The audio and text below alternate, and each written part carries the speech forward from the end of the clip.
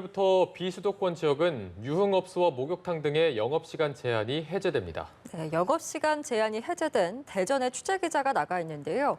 이호진 기자, 지금 분위기는 어떻습니까?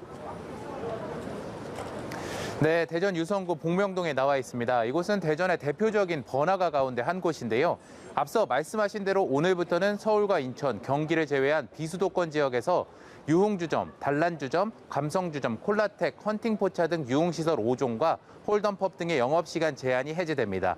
아직 오후 10시가 되지 않았기 때문에 아마도 수도권 번화가의 모습과 비슷할 텐데 10시 이후에는 조금 다른 모습일 것으로 예상됩니다. 이곳을 찾은 시민들은 모두 마스크를 착용하고 방역수칙을 지키며 각종 식당과 유흥시설 등을 찾는 모습이었습니다. 영업시간 제한이 해제됐지만 내부에서 방역수칙은 더욱 철저히 지켜야 합니다. 유흥시설은 룸당 최대 4명으로 제한으로 이용이 제한되고 수기 출입 명부 작성은 허용되지 않습니다. 무조건 QR코드 등 전자출입 명부를 사용해야 합니다. 네, 비수도권 지역에서 유흥시설을 이용하는 이용객들도 방역 수칙을 잘 지켜야겠죠. 어떤 수칙들이 있습니까?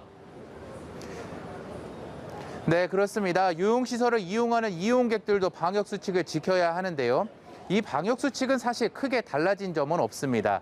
우선 노래를 부를 수 있는 시설이라면 반드시 이렇게 마스크를 착용하고 노래를 불러야 합니다. 또 별도의 공간이 아니라 개방된 장소에서 노래를 하기 위해서는 가림막이 설치된 곳에서만 노래를 부를 수 있습니다. 그리고 2명 이상이 함께 노래를 부르는 것은 금지됩니다. 마이크도 반드시 커버를 씌워야 하고요. 또한 이미 다들 아시겠지만 음식물을 섭취할 때를 제외하고는 계속 마스크를 착용해야 합니다. 예, 대전만 해도 수도권과 비교적 가까운 위치긴 한데 수도권과 비수도권의 유흥시설의 영업시간 제한이 달라지는 건 왜 그런 겁니까? 맞습니다. 가까운 거리여도 수도권과 비수도권으로 나눠 영업시간의 차이가 발생하는 것으로 인해 일부 우려의 목소리도 나오고 있는데요. 정부는 우선 비수도권 내 타 업종이 시간 제한을 받지 않는 점 등을 형평성을 고려했다고 설명했습니다. 제가 이곳에 나와 만나본 유흥시설 관계자들은 유흥시설도 대부분 소상공인이 운영하고 있고 영업시간 제한으로 인해 실질적으로 생계에도 위협을 느끼고 있다고 토로했습니다. 하지만 일부 지역에서는 유흥시설에서도 계속해서 코로나19 확진자가 나오고 있는 상황입니다. 이로 인해 각 지역 자치단체에서는 이번 영업시간 제한 해제를 두고 촉각을 곤두세우고 있습니다.